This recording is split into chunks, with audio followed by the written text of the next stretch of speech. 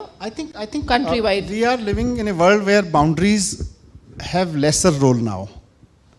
ख़ासतौर से एजुकेशन में नेशनल बाउंड्रीज, एडमिनिस्ट्रेटिव बाउंड्रीज बहुत कम रोल रखती हैं.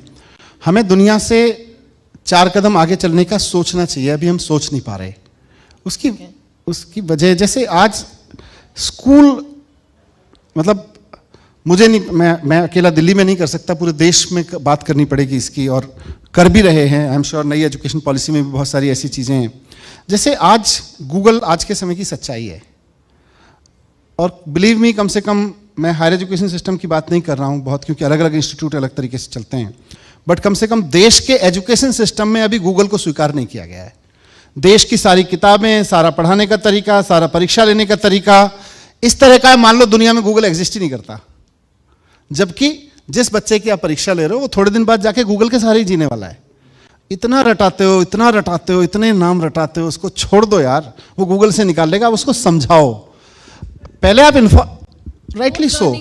देखो हिस्टोरिकली स्कूल्स के में, मतलब हायर एजुकेशन ने तो बहुत अलग अलग तरीके के काम किए. स्कूल्स का एक मेन रोल था बच्चे को इंफॉर्मेशन देना, दूसरा था सोशलाइज करना, और तीसरा था डिसिप्लिन करना. 3 बड़े रोल थे. अब इंफॉर्मेशन बच्चे को उससे कहीं ज्यादा अवेलेबल है जितनी स्कूल से अवेलेबल है.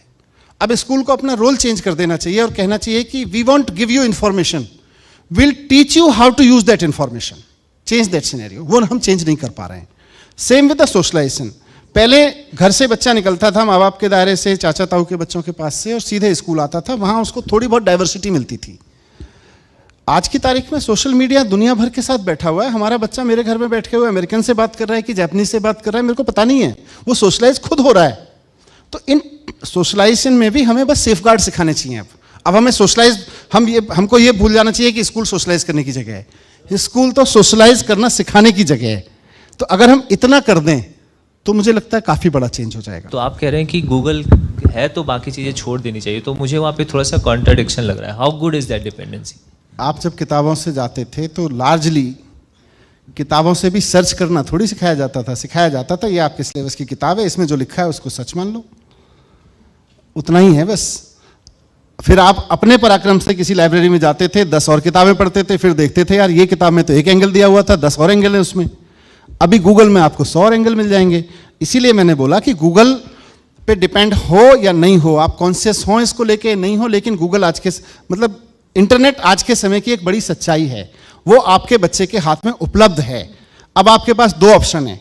या तो आप उसको बोलो कि गूगल पे डिपेंड मत हो, ये किताब है, किताब में 10 किताबें पढ़ो और इनसे सीख लो. दूसरा है कि आप उसको सिखा दो कि ये गूगल है, और गूगल जैसी और 1000 चीजें हैं. इंफॉर्मेशन का सागर है आपके सामने. इस सागर में से सही इंफॉर्मेशन कैसे निकालनी है वो स्कूल सिखा देगा. I think second approach would work now. First approach will fail you and is failing us.